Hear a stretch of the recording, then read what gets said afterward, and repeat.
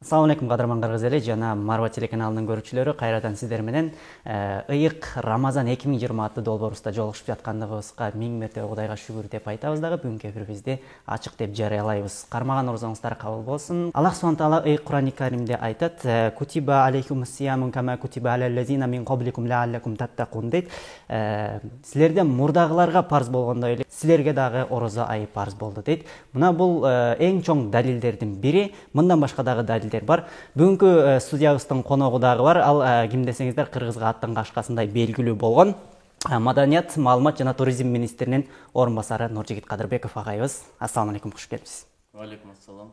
Алгач эл менен учурашып, куттуктап алсаңыз, андан кийин майыбызды алабыз. Ассаламу алейкум, урматтуу бир туугандарым, мекендештерим. Адамдардын деле султаны сыяктуу, айлардын да мезгилинин дагы султаны башчысы бар экен. Бул Рамазан. Эгерде үйгө бир министр келсе, же губернатор келсе, же бир президент келсе, кандай даярданабыз?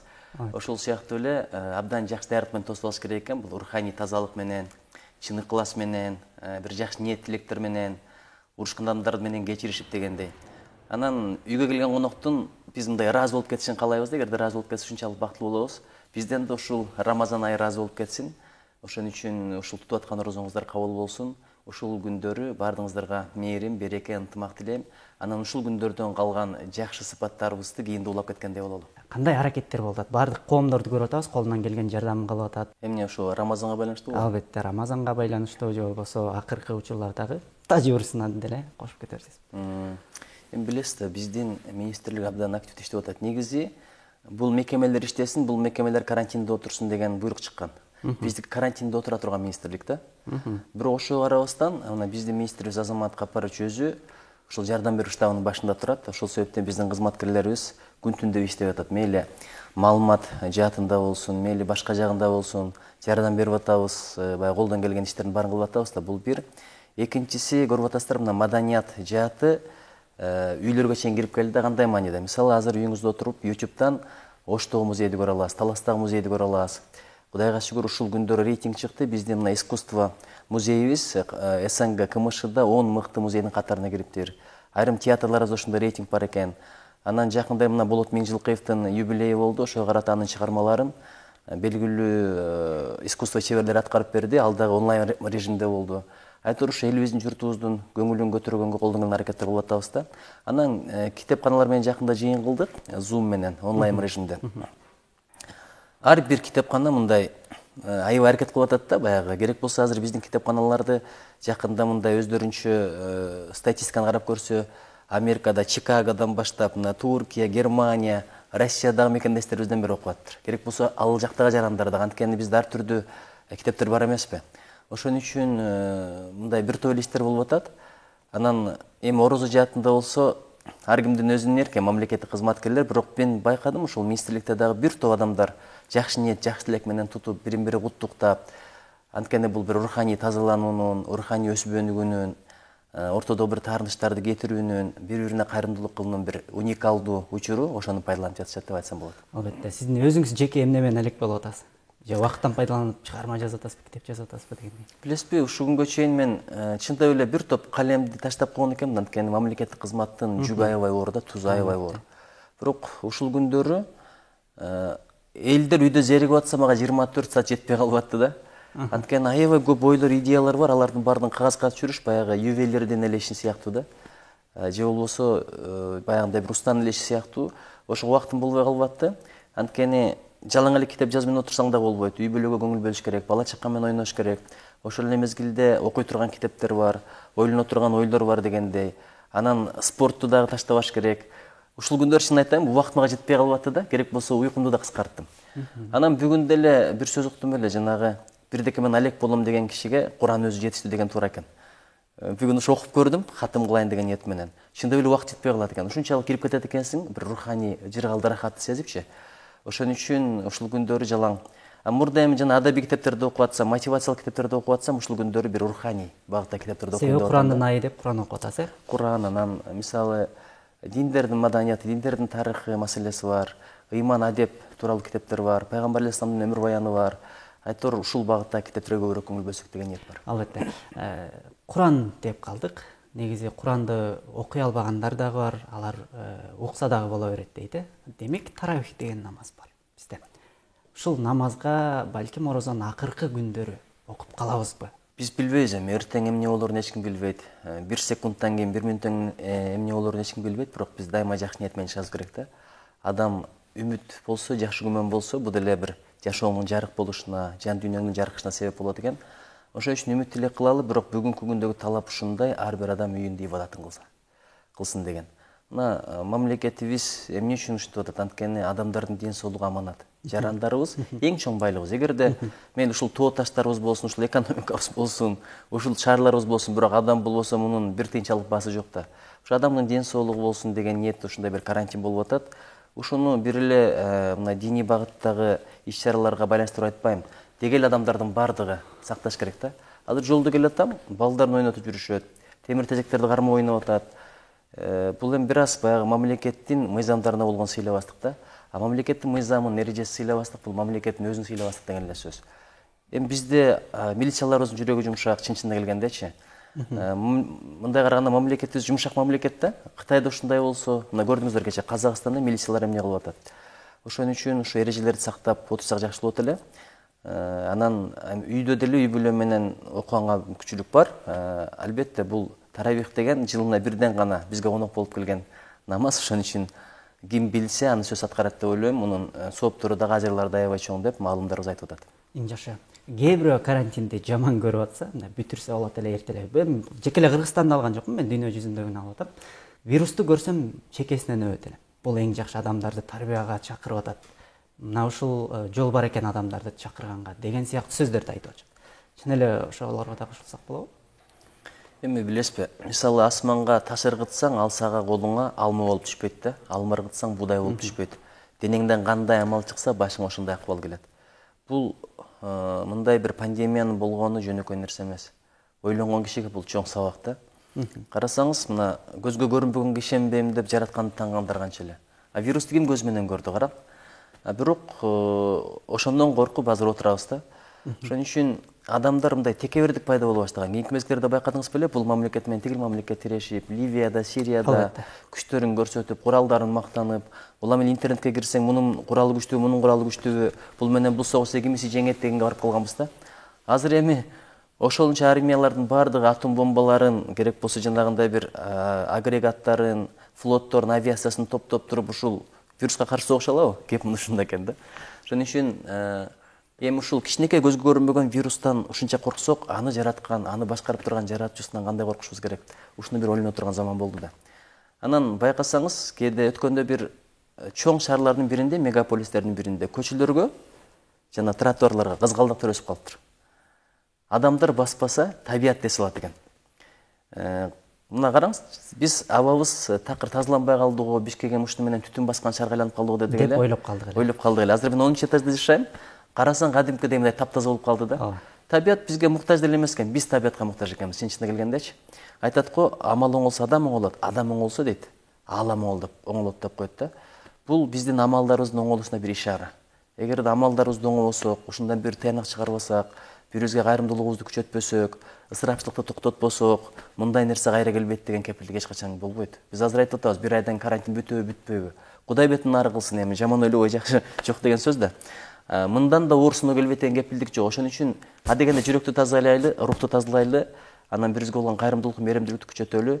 Байкасаңыз, ресторансыз деле жашасак болот деген го. Той топурсуз деле жашасак болот деген го. Ысырапчылыгы жок деле жашасак болот деген го. Баягы бейлерди соёт элем, жылкыларды союп, юбилей өткөзөт элем дегендер азыр сойсун. Канча адамдар муктаж болуп атат, көрүп атасыздар. Албетте. Жанагындай бир байларды эсепке албаганда, туруктуу айлыгы барларды эсепке албаганда, күнүмдүк тамагын күнүмдүк иши менен таап жекендер аябай көп болгон экен да. Ошолор азыр кыйналып атат. Колдон келсе аларга жардам бергиле.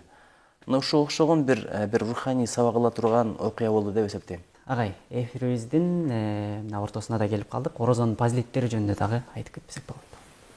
Эми орозонун фазилеттери жөнүндө аалымдарыбыз аябай жакшы айтып атат. Ушул күндөрү WhatsApp'тан деле келип атат, интернетке кирсең деле. Ошон үчүн ошолорду укканга да убакыт табалуу да. Баягы бир пайдасы жок клиптерди же бирөөлөрдүн аскияларын көргөнгө убакыт таап атпайбызбы? Ошон үчүн көрүп коелу, бирок жөнөкөй эле бир илимий жагын алалы да. 2016-жылы Япониялык окумуштуу Нобель сыйлыгын алды да. Анан ушул бирдекени далилдеп берди. Аутофобия деп коет, өзүн өзү жеп коет деген сөз окшойт маанисичи. Эгерде адам курсак ач жүрсө, денеде баягы оорукчан клеткалар көп экен да, чириген, өлгөн, өлөйүн деп аткан. Адам ачка жүргөндө соо, сак клеткалар ошолорду жеп коет экен. Жеп, ден соолугу аябай тазаланат экен да, бул бир. Анан бүгүн эле бир аалымдын сөзүн уктум. Баягы кан уюп кеде баягы жүрөк ооруп атпайбы? Кудай бетин аргысын, инфаркт деп, инсульт деп. Эгерде такай орозо тутуп турган киши болсо, мындай оор менен оорубайт дейт. Анткени жанагындай бир кан уюганда, операция кылып чыгаргандан кийин балка менен койсоң дагы ошол уюган кан сынбайт экен да, ташка окшоп, ошончолук катуу уйуйт экен. Аны бир дагы дары эрите албайт дейт, бирок ушул орозонун берекеси менен ошол нерсе болот дейт да. Жанагы бөйрөктөгү таштардын дагы тазалана турган бир жолу ушул дейт. Ден соолукка аябай пайда. Анан адамдын жүзү тазарып калат. Анан адамда кайрымдуулук пайда болот да. Мисалы, эмне үчүн азыр той тополорду өткөзүп атабыз? Аябай төгүп чачып, ашыкча эле чыгашуулар менен. Ошол эле мезгилде кошуна колоңдорубуз, мына көчөдө эле канча адамдар үйү жок, ачкадан жүрүшөт да, аларга кайрымдуулук кылган адамдар өтө аз болуп атат. Бирок ушул күндөрү байкасаңыз, курсагың ачканда курсак ачтарды ойлоносуң да. Кыргыздын макалдары аябай жакшы. Ач кадырын ток билбейт дейт, оор кадырын соо билбейт деп коет. Ошо бир кайрымдуулуктун айы, анан сабырдуулуктун айы. Бирөө жарым бир ачууңа тийип атса дагы, бирөө жарым бир кыжырыңды келтирип атса дагы, мен орозомун деп сабыр кыл, ошонун сыйлыгы бейиш деп атпайбы? Ошон үчүн бул адепти оңдой турган, кулк мүнөздү оңдой турган, ден соолукту оңдой турган, жаратканга жага турган нерсе. Бирок ниетти оңдош керек. Мен бир ден соолугум чыңалып кетсин, диета болсун деген ниет менен болсо, диета эле болуп калат. Бирок биз болгону жараткандын кулубуз. Кул деген кожоюн эмнени буйрса ошону аткарат, бирок ал үчүн акы сурабайт да. Биз өзүбүздүн ушул милдетибизди парыз аткарыза берели. Эгерде бизге пайда болбосо, укум-тукумубузга пайда болбосо, коомго пайда болбосо, орозо парыз болбойт эле. Албетте. Урматтуу телекөрүүчүлөр, сиздерге кайрылып өтөйүн. WhatsApp номерлерибиз экранга жазылып чыкты. Эгерде суроолоруңуздар болсо, коногубузга албетте узатсаңыздар, жооп алып берүүгө толук түрдө даярбыз. Баягы жакшы күмөн, ошол видеону жасаган кишиге рахмат. Жакшы күмөн кылыш керек да, жакшылыкка бура бериш керек.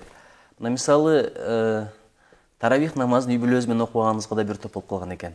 Бул эми азыр баягы жамаатка барбасаң, албетте бул туура болбой калат. Бирок азыр жамаат мамлекеттин талабы менен адамдардын ден соолугу үчүн тыюу салынып турган учурда, мунун деле өзүнчө бир жакшы жагы бар да. Үй бүлөң менен талим-тарбия өткөзгөнгө, баарлашканга, үйдө бир жакшы амалдарды кылганга деле бул абдан жакшы нерсе экен.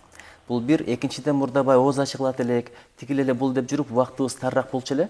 Азыр болсо мындай көбүрөөк китеп окуганга, көбүрөөк шүгүр айтканга, көбүрөөк тобо келтиргенге кымчылык болуп атат да. Анан көчөлөрдө деле мына бул жакка келгенде бир аз эле убакыт келип калдым. Анткени азыр карантин учурунда жол бош экен. Айтор жакшы кылып өткөз адамдын өзүнөн. Бул болгону ошол эле ай, ошол эле күн, 24 саат, күн чыгат, күн батат. Бирок аны жакшы же жаман кылыш адамдын өзүнөн. Ошон үчүн максатты так коелу, тариздейли, аракет кылалы. Анткени бул жараткан чоң бир берген белеги. Эгерде түшүнсөң, эгер түшүнбөсөң, калган 30 күндүн бири. Ошон үчүн пайдаланып калган адам пайдаланып калат, пайдаланбаса адамдын өзүнөн көрсүн. Ошон үчүн жакшы кылсаң өзүңө, жаман кылсаң өзүңө, өйдө карап түкүрсөң кайра өткөзүңө деген сөз бар. Албетте, негизи жаштар көбүнчөсү орозо түндөрү түнү уктабайт, күндүз уктайт. Ушул терс жагын берет эле болуш керек. Эми билесизби, бул орозо десе эле көпчүлүк ойлойт, эртең менен тамак жеп, кечке чейин тамак жебей жүрүп, анан кечинде тоюп алып, калганын кыла берсең болот деп. Бул андай эмес да. Орозо тутканда, мына ушул жерге келген аалымдар деле айтып атат, мен деле кайталап кое берейин. Мен эми аалым эмесмин, мен дин аалымы эмесмин. Бирок алардан уккандарымды айтып коеюн, анткени эскертүү ыймандууларга пайда деп коет. Бул күндөрү тилде орозо тутуш керек. Албетте, дене мүчөлөрүнүн баардыгына. Көз дагы, кулак дагы, соткадан көрүнгөн нерселерди көрө бербе. Анан ушак, бирөө жарым ушак айтса жаман сөздөр сүйлөсө кое бербе деген сөз бар. Бут дагы, кол дагы, дененин башка мүчөлөрү дагы орозону тутуш керек да. Ошондо анткени карасаңыз 24 саат бою, жыл бою иштей берген завод темир деле жешилет, темир деле сынат. Азыр мына эң чоң энергия тамак сиңиргенде кетет экен да. Байкасаңыз, баягы жөнөкөй күндөрү түштө тамак жегенден кийин уйкуң келет. Эмне себептен дегенде тамак сиңиргенге аябай көп энергия кетирет экенбиз. Эми ошол организмдерди эс алсын. Бул бир, экинчиден жөнөкөй тил менен айтканда, көп тамак жей берсең, ашказан буулап, жүрөк менен мээни баягындай бир туман кылып коет экен да. Бул деген акылга да, рухка да зыян. Бул акыл эс ала турган, рух эс ала турган, эс тутум күчөй турган, зээн күчөй турган учур, ошондон пайдаланып калалы. Демек, ушулайда уйкуну дагы азайта турган болсок, уйкунун дагы орозосун кармаган болобуз, Эми уйкуну түндөсү кылган ибадаттар аябай жакшы дем. Бул эми жараткандын өзүнүн ушундай убадасы экен, ким түндө туруп сураса берейин, кечирим сураса кечирейин депчи. Ошон үчүн ушул күндөрү бир көбүрөөк ибадат кылыш керек да. Байкасаңыз, түндөсү туруп кылган ибадаттын өзүнчө бир чоң рахаты бар. Анткени сен жана чөйрө табият жараткан менен жалгызсың. Анан башка учурда мындай, анан байкасаң убактың таң атканга чейин эле да, таң аткандан баштап, күн чыккандан баштап сага телефон чала баштайт, бирөөлөр жумуш менен келе баштайт, бирөөлөр жумуш менен чыга баштайт, бала чакаң ойгонот, алар менен убакыт өткөрүш керек. Ошон үчүн ушул күндөрү уйкуну да азайтыш керек. Анан билесиз, көп уйку адамдын жүзүнө нурун кетирет. Кыргыздын бир сөзү бар го, бейгам уйкучу, бейар күлкүчү дегенчи, Кудай ошондон сактасын. Марбатов ишиңерге ийгилик, оразаңар кабыл болсун. Моун мусулмандар дейт, чоң рахмат куттуктооңуз үчүн. Бирок коногубузга суроолоруңуздар болсо узатсаңыздар. Мен азыр сизге бир суроо берем. Адамдын атын айтам. Эмне деп сураарымды билет болушуңуз керек. Элмирбек Иманалиев. Ой, көрдүңүзбү? Бул жер шарында ким төрөсү жашай берет. Бирок ошолордун арасынан аз гана адамдар жүрөктөрдө жашайт экен да. Мен Элмирбектин кадырын, Элмирбек көз өткөнчөктү билбептирмин, ачыгын айтайын. Бирок бир дегени айтайын, Кыргызда дагы деле залкарлар көп. Анан Аксылык бир акындын жазган ыры бар экен да, өткөндө Аалы Туткучев деген бир тууганыбыз айтып берди. Булбулдун мукам добушун жактырбаган киши жок, бирок булбул кантип күн көрөт, эч кимдин иши жок дейт да. Биз ушундай залкарларды кеткенден кийин атын атап арман кылат экенбиз, бирок кантип жашады, кантип кыйналды, эч кимибиз бир кабар деле алып аптырбыз да. Бирок бир дегени байкадым, кыргыз эли сөз баккан эл. Бул инсан сөзү менен, жакшы кулк мүнөзү менен эсте калып тур. Эмне себептен дегенде, эмне үчүн ушунчалык сүйөт дегенде, айтышта бир да акындын көңүлүн калтырбаптыр, мындай бир шагын сындырып, өтө кат сөздөрдү айтып койбоптур да, бир да элдин көңүлүн калтырбаптыр. Анан мамиледе да абдан жумшак болчу экен. Адам жумшак болсо, адамдардын жүрөгүнөн орун алат экен да. Ошол эле мезгилде өнөр жагынан да карасаңыз, комузчу десең комузчу, аткаруучу десең аткаруучу, манасчы десең манасчы. Анан ошого мен бир ыр жаздым эле. Бүтүндөй бир дуур кетти депчи. Албетте окуп бербесеңиз болбойт. 4 сап болсо да. 4 болсо дагы. Арадан залкар зор кетти арман, агылган улуу кол кетти арман. Колдо бар алтын бааланбай балким, билинбей баркы шор кетти арман. Бир акын жана бир инсан эмес, бүтүндөй заман дуур кетти арман. Келген соң кайра кетмейин чындык, бул дүйнө закым, бул дүйнө жалган. Эми кече бир жигитибиз интернеттен бир чубак деп койду. Аны бардыгыбыз айыптап, күнөөлөп жатып калдык. Андан көрө айыптаганда эмне? Анын деңгээли азырынча ушул. Тилек кылалы, дуа кылалы, балким ал ушунун себебинен Кыргыздын тарыхына, наркына, населине, маданиятына, адабиятына кызыгып, анан Элмирбектин кадырын билип калар. Канча адамдар Элмирбекти укпагандар ушул күндөрү укту, ушул күндөрү тааныды. Балким ошол бала баштагандыр окуп, Окуп баштагандыр. Ошон үчүн айыптай бербейли. Ал деле Кыргыздын бир баласы. Биз бардыгыбыз күнөөлүүбүз ошондой болгонго. Анткени азыр деле балдарыбыз менен орусча сүйлөшүп атабыз. Азыр деле өзүбүздүн маданиятты өзүбүз чанып аткан кез. Албетте жакшы. Бул эми маданий геноцид деп коет.